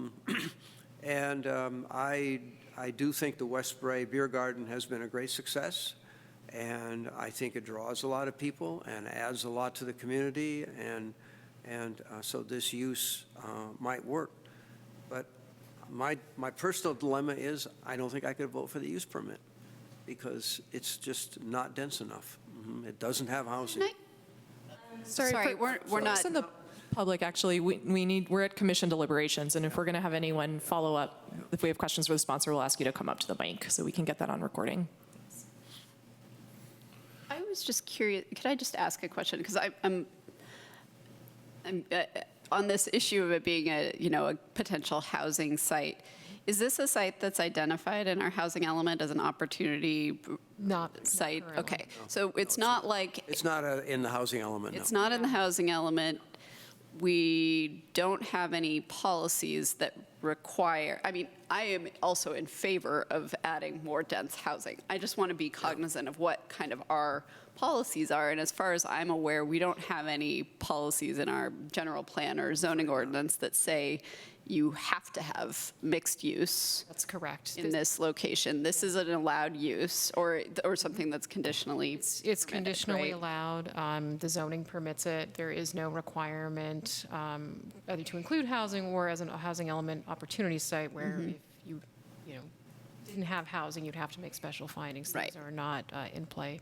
Okay, thanks. So this is not a situation where the applicant is asking for permission to not have housing. It's just a matter of they have a different market, they have a different economic incentive for looking at this site. And I don't think that for a reuse of an existing restaurant, I mean, again, I'm a big housing advocate and I like density, it's a but dilemma. I don't see any problem when we're replacing an existing restaurant use with a different kind of restaurant use. So anyway, that's just my 2 cents. I hear you, and I think I have the right. I think this is a discretionary permit, and I think I would have the right to vote no, for the simple reason that I don't think it has enough density. I think I have the right to do that, and if three commissioners do that, then the project wouldn't be approved, and it would be denied. And maybe the development community would get a message if that were to happen, that we really would like this. We really like this. It's unusual that you have 2 parcels, 8,000 square feet, another maybe 5,000 to 8,000 square feet on the market at the same time beside each other. Just to give the commission a little context, Chris and I worked with the broker who conveniently was listing both sites concurrently, and that was just sheer luck that both owners decided to sell at the same time. We included Jeannie Iceberg, our contract planner, in that fold to do a little density exercise based on the current zoning standards so that the broker would have that as an additional marketing tool when both listings went up. What our current regulations allow really don't accommodate a development that would pencil out even if the sites were combined. I think long-term, as we go through our San Pablo Avenue specific plan and implement the general plan policies that will change some of those zoning standards, I think long-term that will become a greater reality. But right now, kind of what the market will bear and what our zoning code allows really doesn't, unfortunately, work out to a mixed-use project. Because of the height limit, or? Exactly, the height restriction. And just to Because of the height limit, Just to add on it too, just because that's too bad. Commissioner Donaldson, I hear your concerns, and I agree with you about really wanting to see mixed use on San Pablo. I would, though, also say that this isn't the type of project where there's a huge economic investment in the property. This isn't like they're demolishing the one-story Caspers and building a one-story full lot or a two-story full lot situation where then the economics change. I mean, there's obviously an economic investment of landscaping and the sound attenuation, but in the grand scheme of things, if at a certain point in time a high-density residential project penciled, I think the amount of money invested is probably not so dramatic in this proposal that it would preclude a housing development should it pencil at a future date. And I don't want to speak too much for the applicant, but they are proposing they're in contract to purchase both sites, and I think they're going to purchase both sites. So they would have the option in the future of doing a lot consolidation to create a larger site that would yield higher density and a better, more complete project. But they are kind of taking the long game, knowing what our standards are today and knowing that they're going to change within a year. So this really is a long-term investment, and this would be a phase one of that to get some utility out of the site. So what I was just thinking on that note is there was a very similar project that happened in San Francisco in the mid-market area where they created this place called the Hall, which was basically an indoor food court, beer garden area, with the whole idea that they were going through a very lengthy entitlement process to do a much higher density development. But in the interim, while they were doing that, gathering capital and financing to pull it all together, going through their EIR, it was a really cool use, actually, and a lot of people really loved it, and we're kind of bummed, actually, when the temporary use went away and the larger projects being built. But I do think this seems to be that type of thing that could be an interim use for a longer-term development site, whereas if we miss the boat on this, we could end up with someone who kind of digs their heels in a little bit more into a longer-term, lower-intensity use. So, I don't know. Those are interesting. So we might be looking at a situation where we're all taking risks here, some big risks. So if you and your partner buy the property next to you and you do this, I guess you're in a situation where you're hopefully getting the land now at a good price and a price that supports this kind of use and the low-level use that is next door.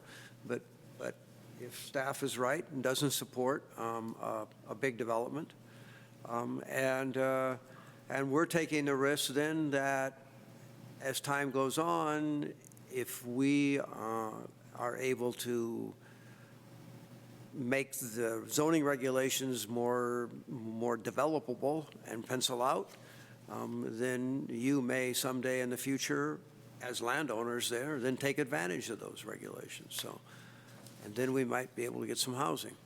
I understand. Okay, that's encouraging. Yeah, and that Casper's site, it's over 8,000 square feet. The adjacent table tennis site is about 3,500 square feet. So if those were much smaller continued to have separate ownership, rather than a consolidated ownership, there really is a lower yield overall in the future. And it's only, potential of density. so it's much smaller then. Okay, all right. I guess I'll go. I agree with Doug in the sense that, it could be a missed opportunity for housing. I think in the long run, I would like to see housing on that site, and with the consolidated lot next door, I think that would be, for me, the best outcome. But I also agree that our current zoning law, these kind of developments aren't really penciling out. I think the height limits are just handcuffing us, especially with maybe other considerations that are in play right now. And so it may be a kind of a waiting game where this might be a good transitional use. It's just rehabbing, assuming you're keeping most of the shell of the original restaurant, the Casper's. Yeah, just refacing it. We won't So- be really building that much other than making it ADA compliant and all those different things. So it's a rather minimal investment. The beer garden part of it is pretty easy to put in, pretty easy to take out. So, yeah, it's not like somebody's going in with a smaller project that would have a bigger financial investment and therefore be very reluctant to redo in 5 years or something. And if you do have the lot now, then you could see a big increase in its value if the zoning is changed. So there would be some incentive to do some sort of transitional interim kind of project. It's kind of a high-level view of it. Looking at kind of what you're proposing, I don't have any problem with the beer garden per se. I enjoy going to beer gardens seems like some of my fellow commissioners. And I've really enjoyed watching sports events at beer gardens on occasion, World Cup matches or basketball games. Having said that, there are concerns, and I hear the neighbors, the noise, smells. I think I worry a little more about smells than noise. I think a sound wall could be built along the back edge. I worry a bit about the propane heaters. I assume they're propane heaters. It's not a great, it is an air pollution source. It is not a huge greenhouse gas source, but it is an air pollution source. So if that's blowing, if there are a lot of them, I could see that blowing towards the neighbors. I think that would be, kind of something that should be either reduced or mitigated, or sound, I think, maybe there's some limits on amplified sound outdoors. It could happen. Maybe no amplified sound after certain hours. I think reducing the parking could be fine. I don't really have a problem with that. I think there should absolutely be, pretty big bike corral. And then as far as some of the other comments that were made, I do have a question for you. Like, what exactly is a food cart as opposed to a food? Will you just come up to the mic so we can catch you on the record here? Yeah, I just would like to know, what is a food cart? Well, I put food cart there because I hadn't really decided what I was going to put there. There's options of basically taking like a shipping container and then turning it into like just basically a stationary cart. And people have done that, but I looked into the pricing on those things and it's actually crazy. So I looked into a food trailer, so it wouldn't be a truck. So it's not it's something that you'd hook up to the back. It's mobile, but most people, for these kind of parks, they'll pull them in if it's kind of a permanent scenario. They sit and they kind of box it in and, put them there. So they're basically kitchens on wheels. I think the Westbury Beer Garden, I think they That's have a trailer. a trailer Sort of a that trailer. serves Yeah, like it's a small little trailer. So yeah, that's what they are. Brazilian food. Yeah, so some of them have generators and different things too. Another one of our plans is to replace the electrical panel and basically run electricity to all these things so that they will not be running generators all the time. So that sound will not be happening. That was one of my other questions, because I would not want them to be running off Yeah, generators. yeah, we would not do that. Absolutely not, for noise and also Yeah. fumes. Yeah, they would be powered in, for sure. Could be, you would be cooking in them. There would. Yes, there's going to be cooking. I mean, I'm going to have to comply with the health code. I mean, those have definitely requirements for hoods, and whatever you're cooking has to be approved for your hood capacity in the filtering systems. And these are things that, I definitely have some experience with. And I mean, we had a burger joint, so I mean, that was definitely an issue, with smells throughout the areas. But there's ways to get around there being allowed a lot of it. I think that, truth be told, as far as my ideas and what we're kind of going to look for, I'm kind of looking for minimal cooking kind of scenarios, and definitely some health kind of food scenario, something that's a little more Americana, and then something that's maybe some ethnic stuff. So we'll see how it goes, but I think that definitely grill cooking is going to be at a minimal. Well, I think that would help keep odors down. Yeah, I don't think that any of us, we're going to try not to use a broiler in any of the trailers. So everything will be on a flat top griddle. And then another Which helps. question is that you would be required to have an off-site kitchen. So the plan is right now, and I'm kind of talking with the health department and how these things work, is to have all of the prep will happen in the trucks, but the whole backside of the Caspers will turn into a walk-in cooler. So each truck will have a space within that. So it'll be like a commissary Along the back edge, refrigerator. Yeah, so like this will be That's or storage. like a commissary. Okay. This will probably be an office and then beer cool. The beer will come up and then down on the ceiling. So they'll have a commissary area to store their foods. And then that will have to comply with health department, et cetera, which I'm not totally sure the rules on that, but it obviously happens. Okay, yeah, I think maybe moving the trash away from the back fence where it Would make a lot of sense, yes. lids and banging and things like that might be better somewhere else. And then, lighting can be mitigated. I don't think that's a problem. Down lighting, ambient lighting. Yeah, I mean, I think the focus in general is to not make this place some big party zone. This is just a place to go and have fun with your family and your friends and come after the soccer games and this and that, and the kids can run around and we can all hang out. So that's, I mean, that's the idea. And you know, an adult zone. You know, I mean, Hotsy Totsy's right there. You got Mallard, you got the Ivy Room. That's not the, that's not what we're trying to I like the start. idea that it would be kid-friendly, you could have games. There's definitely a lack of that kind of space. There's an idea as well with my partner about possibly using part of that ping pong space, leasing out to a ping pong club, maybe half of it, and then opening part of it to, and you know, kids arcade or something like that, so another kind of kid zone. So that's definitely something that is a possibility in kind of stage 1, 2, 3, 4, or whatever. So anyway. Okay, I don't have any more. Yeah, thanks. So, but I do appreciate your willingness to be here and engage in dialogue and engage your neighbors. I think that's great. Thanks for listening to me. Let me be a part of the end. You know, it's going to take some more, you know, plenty of iterations of the plan and more specifics. But in general, I'm not opposed to it. I mean, I would rather see housing. So my next step, too, I think, is to hopefully meet with the neighbors and possibly with somebody who's actually a professional designing things, and maybe come up with maybe another plan to come in and chat again, if we could. Yeah. That's possibly my next step. Yeah, I mean, I just one other. And a bit of advice for me, work first on deciding what you want to propose.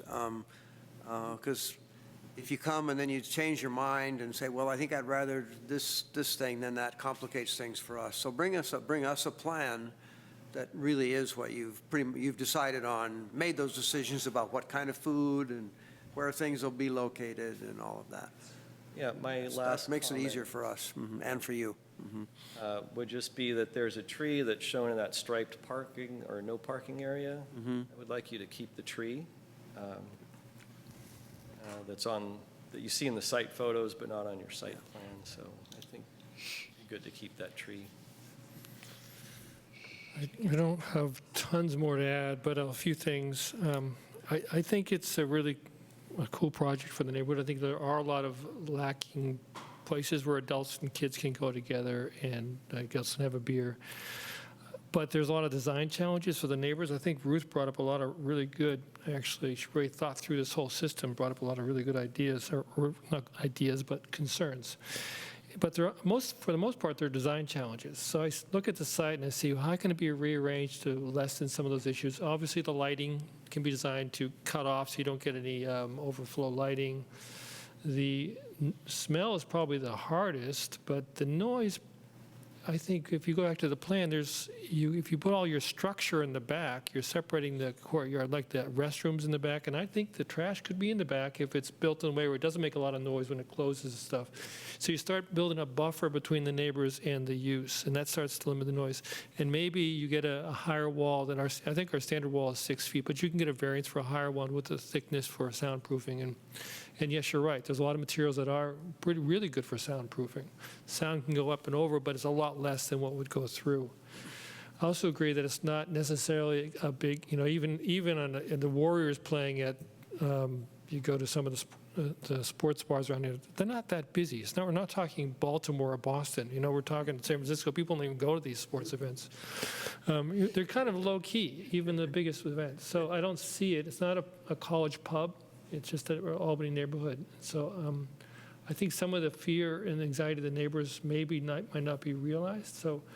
But they do have a lot of really good concerns. I think the noise cleaning up afterwards, yeah, that could be.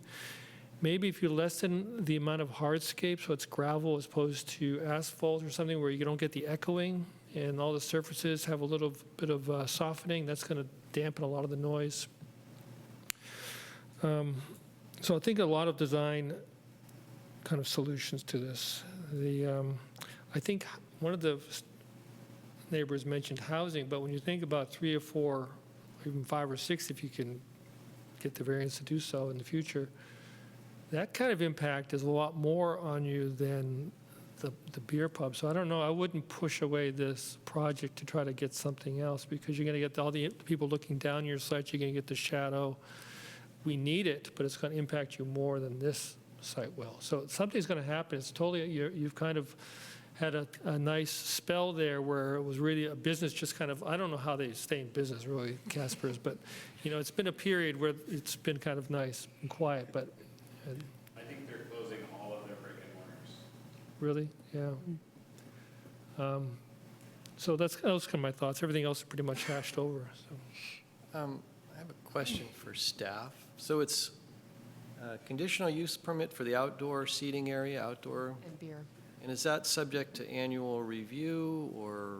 It can be if that was incorporated as a condition of approval. And we've done that on other projects, particularly where alcohol is involved, where we do a one-year check-in, bring that back to the commission as a staff report, and then at that time, you have the discretion to conclude if you want to do it for another year or you're satisfied or a longer period of time. You know, I would be potentially in favor of something like that where, you know, it sort of keeps everybody on notice that, look, if you misbehave, there could be consequences or We did that restrictions. with the tap room and the Hotsy Totsy taco truck, and I think those were both They effective had a tools. one-year review, yeah. They each had a one-year review. Yeah, I think I recall that, and I was going to say that. And my recollection, in fact, is that when the tap room had its one-year review, or they came back to us, we had some concerns about their trash disposal at the end of the day. And so we were able to address that. And I think staff addressed that, and they changed their operating procedures and changed the instructions to the employees, and I think it worked out. So that was a complaint we had. Any other comments? Commission? All right, hopefully that gave you some good feedback. Sure, absolutely. Absolutely, good luck, and I'm sure this won't be the last we hear of you guys. All right, that takes us on to item 7 on the agenda, which is new business. Item 7.1, Chair and Vice Chair reorganization for 2020. So it's that time of year where the commission reorganizes and you select a new chair and vice chair to serve out for 2020. Can we renominate the same chair? You certainly can.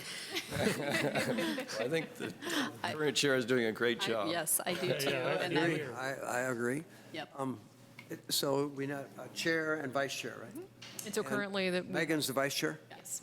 She's doing a pretty good job, too. Sure. But I'm also happy for someone I have no else to problem. take that job. If Ian wants to try your At least we live far Status enough quo apart is that okay the with me. recusals don't. you know what, Recuse at the that's same time. actually a really good Is a good point. point. Yeah, Oh, you live particularly next with to this each other. 1,000. No, our recusals are far enough away that neither of us are going to be recused at the same time. Yeah, Good yeah, point. that's a good point, yeah, good point. Okay, I'll nominate let's see, I'll nominate Elizabeth for chair and Megan for vice chair. And this for a 1 year? 1 year. For 1 year, okay. I'll second that. All right, great. All in favor? Aye? Aye. All right, Okay. that passes unanimously, 5-0. Thank you, appreciate the kind words. That was easy. All right, item 9 on our agenda, next meeting. It looks like we have the next hearing off. Yes, so And we're canceled on February 26th, so we'll be back in here on March 11th. on March 11th, great. With that, we are then adjourned. Okay. Okay. Thanks. Thank you.